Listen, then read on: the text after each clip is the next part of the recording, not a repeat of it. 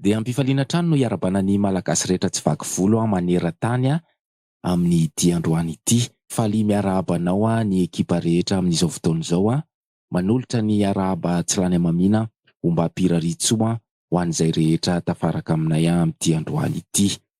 Makasitraka amin'ny tsy fahafoizanao an'izao fiarahantsika izao. Ny tompo ikasika ny fiainanao manokana noho izao tsy fahafoizanao fiarahan'izao sy fanehoanao an'le fitiavana amin'ny fanompoana ny tompo. Tsy misy miala maina zany eo amin'i Jesosy. Ko mankasitraka indrindra izay noho izao fanomezanao ny fotoananao izao fifantohanao le etaeta te hiaraka amin'ny malagasy hianatra ny tenin'Andriamanitra. Ilay etaeta mikatsaka ny fanjakan'Andriamanitra raiso ny fisaorana atolotry ny ekipa rehetra anao amin'ity androany ity.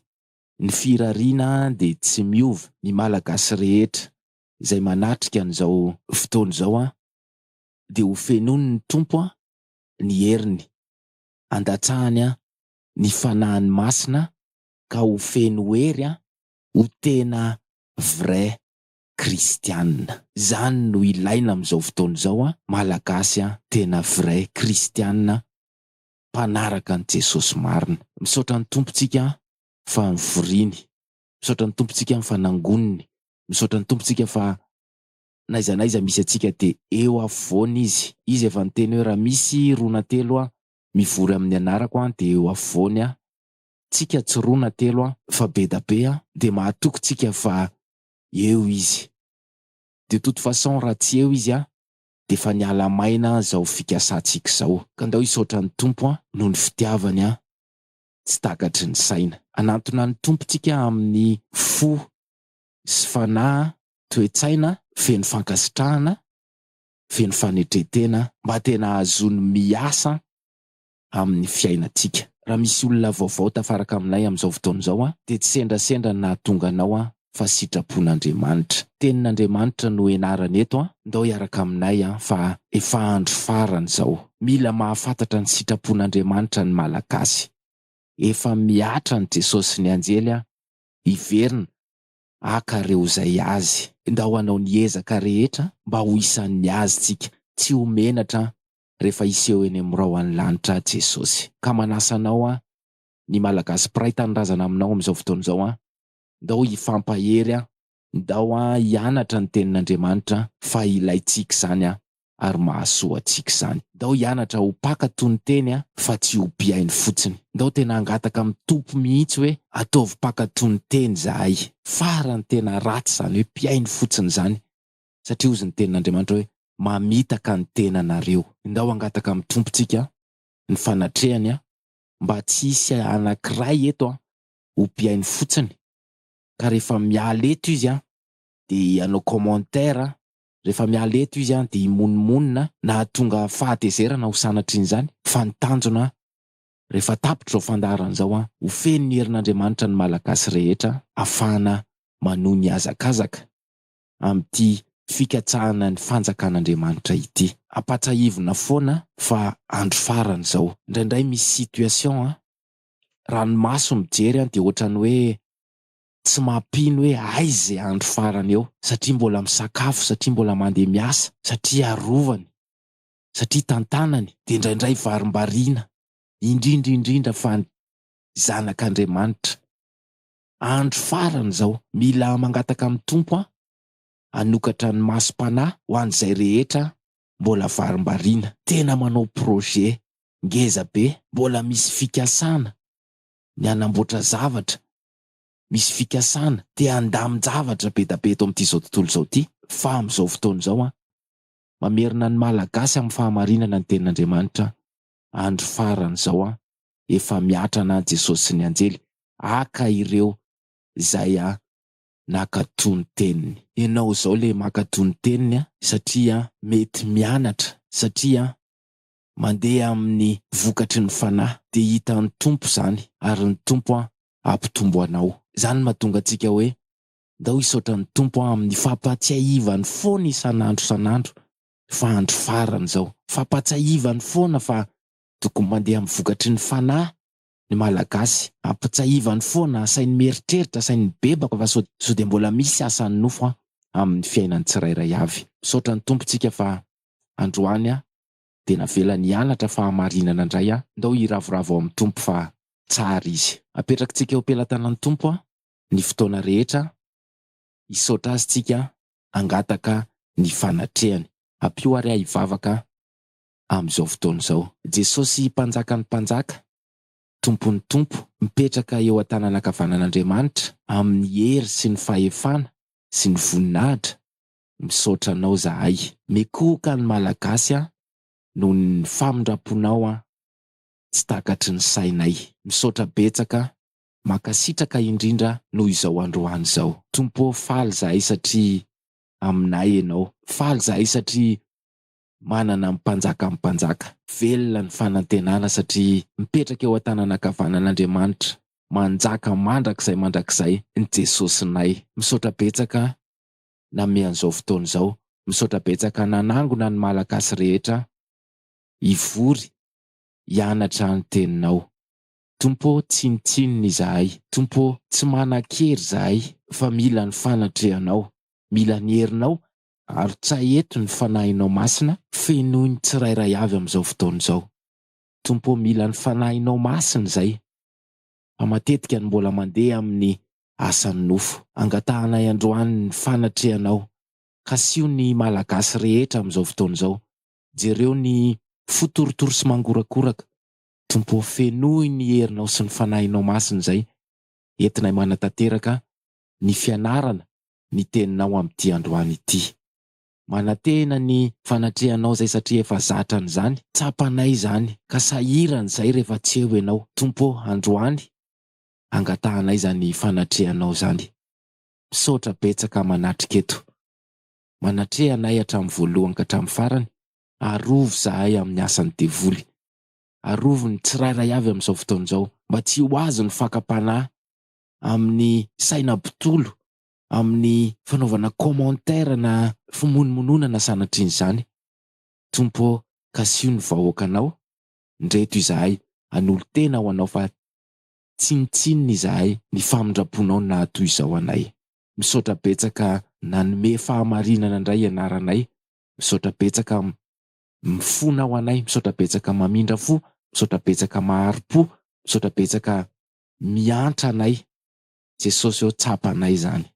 Dera sy laza sy voninahitra mandrakizay mekoka ny malagasy rehetra amin'izao fotoana izao eo anatrehan'ny hery, voninahitra sy ny fahefanao. Amin'ny anaranao Jesosy ny anaovanay an'izany vavaka izany, tsika rehetra anao hoe amen. Ity fandaharana ity de natao manodididina ny vanim-potoanan'ny fankalazana ny fitsingerenan'ny Paska, de hianatra ny fahamarinana momba ny Paska itsika androany. Mizara telo ny fianarantsika androany de ny voalohany hijerentsika hoe inona ny nandidin'Andriamanitra ny zanak'Israely momba ny Paska tany amin'ny testameta taloha. De faharoa hojerentsika ihany koa ny tandreman'i Jesosy zany Paska zany fonizy mbola tety ambonin'ny tany ary ny fahatelo ahoana ny fomba hitandreman'ny malagasy ny Paska koa amin'izao vanim-potoana iainantsika izao. Amaky tenin'Andriamanitra tsika ao amin'ny bokin'ny Eksodosy toko 12 andininy voalohany ka hatramin'ny 14 amin'ny anaran'i Jesosy. Ary Jehova niteny tamin'i Mosesy sy Arona teo amin'ny tany Egipta ka nanao hoe, ity volana ity dia voaloham-bolana ho anareo, koa ho voaloham-bolana amin'ny taona ho anareo izy. Mitenena ianareo amin'ny fiangonan'ny Israely rehetra ka manaova hoe, amin'ny andro 10 amin'ity volana ity de samiaka zanak'ondry iray avy izy rehetra araky ny ankohonan'ny rainy, dia zanak'ondry iray ho an'ny isa-trano. Ary raha vitsy loatra ny iray trano ka tsy mahalany zanak'ondry iray, dia aoka izy sy ny namany mifanakaiky trano aminy aka izany araka izay isan'ny olona. Ny olona rehetra samy araka izay ho laniny avy no anisanareo ny zanak'ondry. Tsisy klema ny zanak'ondry rareo de lahy 2 taona. alainareo amin'ny ondry sy amin'ny osy izany, ary ho tehirizinareo izy hatramin'ny andro 710 amin'io volan'io ihany, ary hamono azy amin'ny hariva ny fivorian'ny fiangonana ny Israely rehetra. Ary analany ny ra ka antentiny amin'ny tolambaravarana 2 sy amin'ny tatom-baravaran'ny trano izay hinanany azy, dia hoaniny amin'izany alina izany ny hena voatsatsika tamin'ny afo no hinanany azy, mba amin'ny mofo tsy misy lalivay sady ampiarahana amin'ny anana mangidy no hinanany azy. Aza hanina manta na voandro amin'ny rano akory, fa atsatsio amin'ny afo mba amin'ny lohany sy ny tongony ary ny fadiny. Ary aza asianareo tramaraina, fa raha tahiny misy sisa tsy lany ka tramaraina dia hodoranareo amin'ny afo. Ary toy izao no ataonareo raha mihinana azy: ny valahanareo ho voasikina, ny kapanareo ho eo amin'ny tongotrareo, ary ny tehinareo ho eny an-tananareo, dia hoaninareo faingana zany fa Paskan' Jehova. Fa andeha hamaky ny tany Egypta amin'izany alina izany aho, ka hamono ny matoa rehetra amin'ny tany Egypta, hatramin'ny olona ka hatramin'ny biby, ary ny andriamanitry Egypta rehetra dia ho tsaraiko avokoa. Izao no Jehova. Ary ny ra dia ho famantarana ho anareo eo amin'ny trano izay hitoeranareo. Ary raha mahita ny ra aho dia handalo anareo, ary ny loza tsy ho aminareo handringana anareo raha mamely ny tany Egypta ao. 11 farany. Ary zany andro zany dia ho fahatsiarovana ho anareo, ka ho tandremanareo izany andro firavoravoana ho an'i Jehova amin'ny taranaka-reo mifandimby. Ho tandremanareo ho andro firavoravoana ho lalàna mandrakizay izany. Izay no nandidin'i Jehova ny zanak'Israely momba ny Paska tamin'izany andro izany. Marihana fa io alina io no amoahan'Andriamanitra ny zanak'Israely teo ambany fanandevozan'ny Egyptianina. Jesosy koa dia nitandrina izany Paska izany. Voasoratra zany amin'ny filazantsara nosoratan'ny Lioka 2:20 andininy 7 ka hatramin'ny 20 amin'ny anaran'i Jesosy. Ary tonga ny andro fihinanana ny mofo tsy misy lalivay, dia ilay tsy maintsy hamonona ny Paska. Ary naniraka amin'ny Petera sy Jaona izy ka nanao hoe: mandehana ka amboary ny Paska ho antsika. Ary hoy izy ireo taminy: aiza no tianao anamboaranay azy? Dia hoy izy taminy: indro raha miditra ao an-tanàna ianareo, dia isy lehilahy mitondra siny feno rano hifanena aminareo. Manara azy ao amin'ny trano izay hidirany, dia lazao amin'ny tompo-trano hoe: izao no lazain'ny mpampianatra aminao. Aiza ny efitrano iarahako mihinana ny Paska amin'ny mpianatro? Dia noro anareo efitrano malalaka ao ambony rihana izy, izay efa misy fanaka, ary ao no amboary. Dia nandeha ireo ka nahita araka izay efa nolazainy taminy, dia nanamboatra ny Paska izy ireo. Ary noho ny tonga ny fotoana dia nipetraka nihinana izy, ary teo aminy ny apôstôly 12. Ary izy taminy: naniry koa raha naniry aho hiara-mihinana ity Paska ity aminareo, dia ny mbola tsy mijaly aho. Fa lazaiko aminareo, tsy mba hihinana izany intsony aho mandra-pahatanteraka izany ao amin'ny fanjakan'Andriamanitra. Ary nandray ny kapoaka izy, dia nisaotra ka nanao hoe: raiso ity ka zarao aminareo. Fa lazaiko aminareo fa hatramin'izao dia tsy hisotro ny vokatry ny voaloboka intsony aho mandra-pahatonga ny fanjakan'Andriamanitra. Ari nandray mofo izy, ary rehefa nisaotra dia novakiny ka natolony azy, sady nataony hoe: ity no tenako izay omena ho anareo, ataovy izao mba ho fahatserovana ahy. 20 farany. Ary araka izany koa ny kapoaka rehefa vita ny sakafo, dia hoy izy: ity kapoaka ity ny fanekena vaovao amin'ny rako izay ahidina ho anareo. Izay indray ny tenin'Andriamanitra manambara fa Jesosy koa dia nankalaza ny Paska. Ny zavatra voalazan'ny tenin'Andriamanitra dia tamin'ny voalohany ny Paska dia mbola tandindony ny fahafatesan'i Jesosy. Izany hoe ny Egyptianina dia nanandevo ny zanak'Israely, dia ny fitandremana amin'ny Paska dia tandindony ny nahafatesan'i Jesosy mba ho famonjena an'ity izao tontolo izao ity. Fa tamin'izany andro izany dia nasaina nitandremana ny zanak'Israely alohan'ny Paska, araka ny vakiantsika tao amin'ny bokin'ny Eksodosy toko 12 teo iny dia nanatanteran'Andriamanitra ny famonjena ny zanak'Israely namoahana azy teo an-tanan'ny Egyptianina. Dia tonga tetỳ ambonin'ny tany Jesosy nanatanteraka ny missiony dia izy koa dia nitandrina izany Paska izany niaraka tamin'ny mpianatra araka ny novakiantsika teo. Anjarantsika indray izany izao, misy olona ve tafaraka amina eto amin'ity androany ity mankalaza ny Paska fotsiny izy satria efa lasa fety ny Paska zao ny fitenenana azy efa lasa fihinanana be efa lasa fiarahana amin'ny fianakaviana, efa lasa fividianana fitafiana vaovao dia lasa efa tena niova mihitsy ny fitandremana ny Paska. Ny tenin'Andriamanitra dia milaza fa tandremana ny Paska satria andro firavoravona ho an'i Jehova, andro fahatserovana an Jesosy. Ataovy zao izy Jesosy mba ho fahatserovana. Androantsika dia hianatra fa ny Paska dia tena andro firavoravona ho an'i Jehova.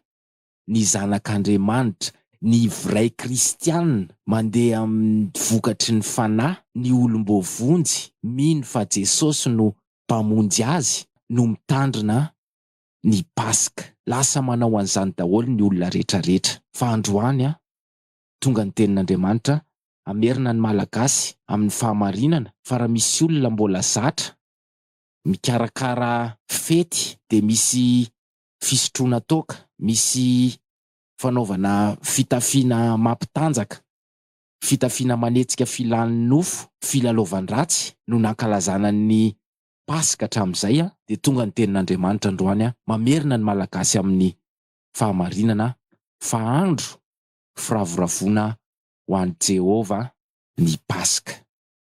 Satria maninona ny faly, satria nandresy ny fahafatesana Jesosy, satria nitsangana tamin'ny maty Jesosy, satria ilay raha latsaka no famonjena ho antsika. Ka raha tokony isan'ny olomberitsika dia tonga izy nitady antsika, hamonjy antsika mba ho afaka amin'ny fahotana. Dia izany no mahatonga ny tenin'Andriamanitra manao hoe andro firavoravona ho an'i Jehova. Ny Paska dia tandremana.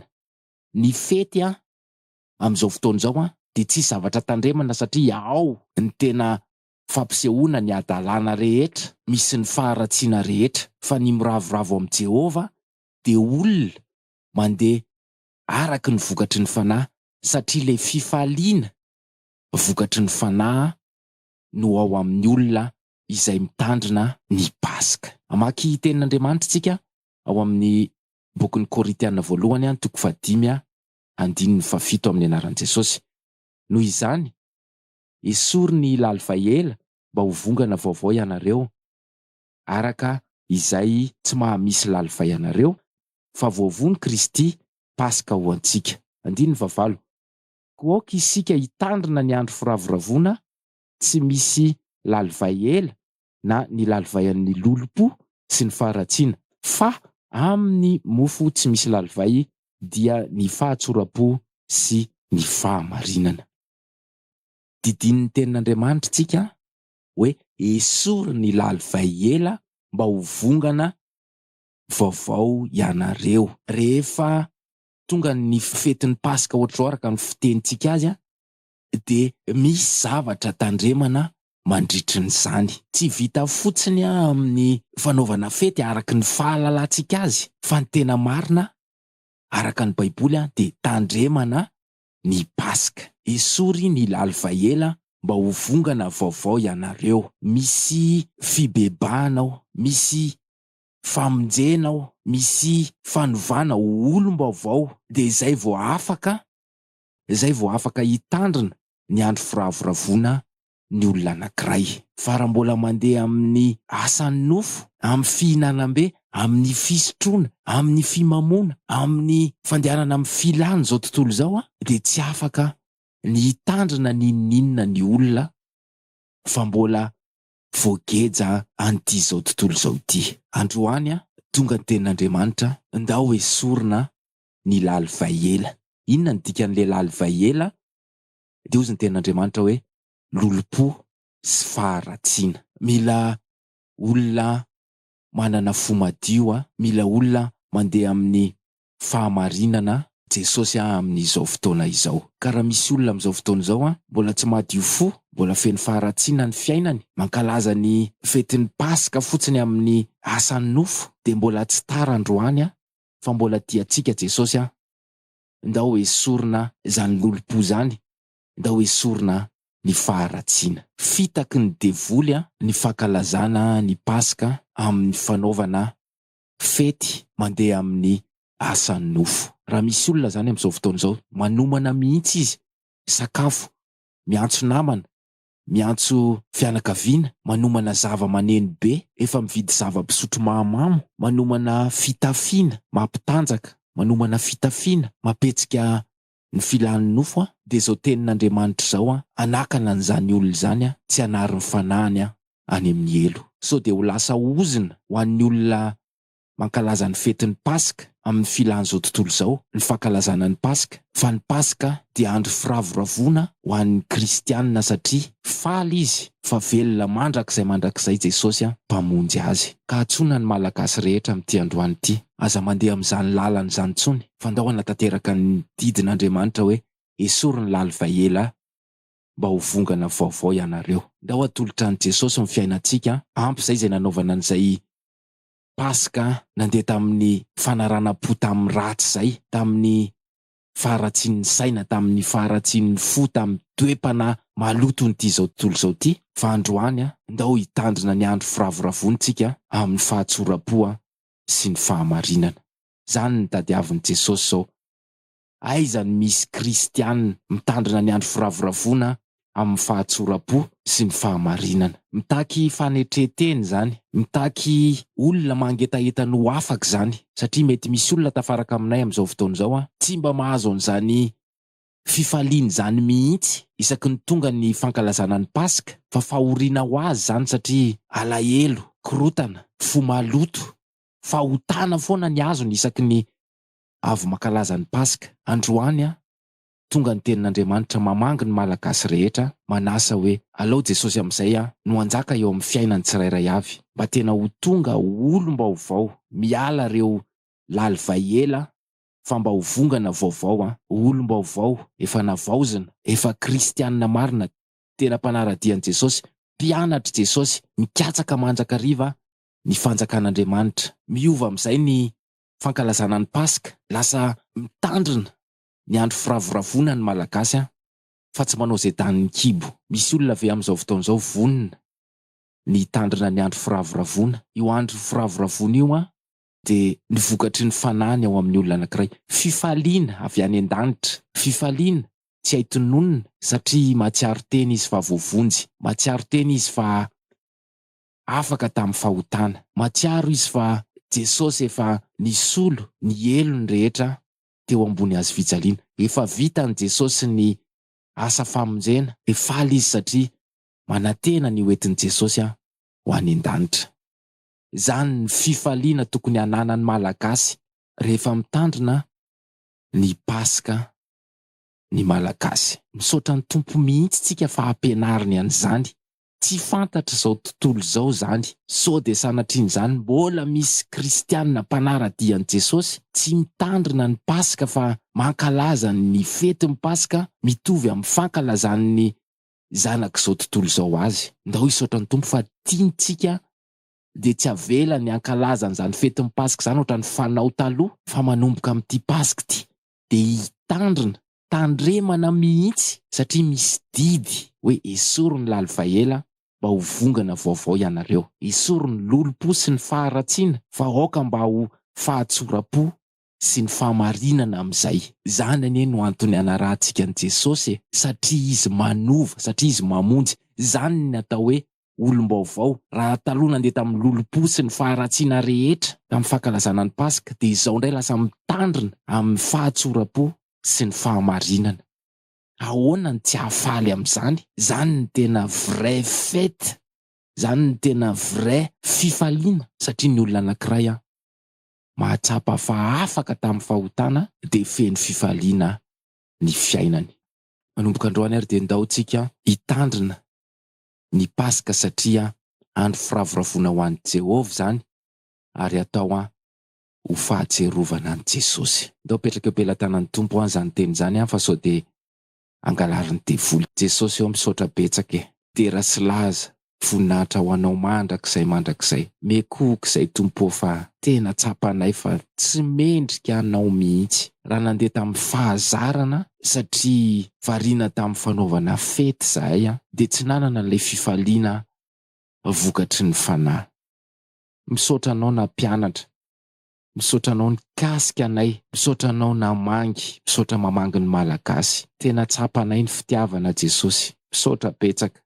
Mekoky izay ary menatra satria nandeha tamin'ny asan'ny nofo. Androany izay naverinao indray, tsapanay mihitsy ny tananao mitantana, tsy mamela anay andeha à gauche à droite fa tazoninao zahay. Misaotra betsaka tamin'ity androany ity. Jesosy eo, mekoka, manaiky zahay fa ianao ny zanak'Andriamanitra. Misaotra na mpianatra fa nandeha tamin'ny lalan-diso ny malagasy. Tompo, androany vangio ny tsirairay avy. Arotsay aminay ny fanahinao masina mba hahazahoanay an'le fifaliana. Tompo, androany mangataka ny tananao hikasika ny tsirairay avy hamonjy ny malagasy amin'izao fotoana izao. Tompo, mangetaeta ny famonjenao zahay, hanolotra ny androm-piainanay sisa ho anao. Tompo, reto zahay tena mahatsapa fa tena maloto ty zao tontolo zao ty. Nandeha araky ny fahazarana fotsiny, tsy nahatohatra fa lasa nanaraka amin'ny fanao zao tontolo zao. Jesosy, mamelà ny elokay, vangio ny malagasy amin'izao fotoana izao. Tompo, afao izao geja mamatotra ny firenena malagasy zao amin'ny fandehanana amin'ny asan'ny nofo isaky ny ankalaza ny fetin'ny Paska. Tsy fantatray akory Jesosy hoe tandremana ne zany Paska zany, fa dia nandeha fotsiny tamin'izao. Androany ianao na mpianatra, misaotra betsaka fa tena miaro ny fanahinay ianao. Jesosy, mamelà ny elokay, ndreto zahay hanolo tena ho anao, hanolo tena ho fanatitra velona, masina, sitrak'Andriamanitra. Misaotra niaraka taminay teto, misaotra nanome an'izany teny zany. Anao viasa mahagaga izay fa tsara ny ao aminao. Tsapanay izany Jesosy. Apetraka eo an-tananao ny hoavy fa tsy manan-kery izahay. Tompo, tazomy ny malagasy tsirairay avy amin'izao fotoana izao mba haritra hatramin'ny farany. Ny tera sy laza ny voninahitra atolotray ny mpanjaka, ny Tompo amin'ny anaranao nanaovana izany vavaka izany, tsika rehetra na hoe amen. Makasitraka indrindra ny ekipa rehetra amin'izao fotoana izao tsy niova radio ianao niaraka taminay teto hatramin'ny farany. Mametraka ny mandram-piaona izay fa mbola manantena ny fakahita. Ndao tsika hitandrina ny Paska fa efa miatrana Jesosy sy ny anjely.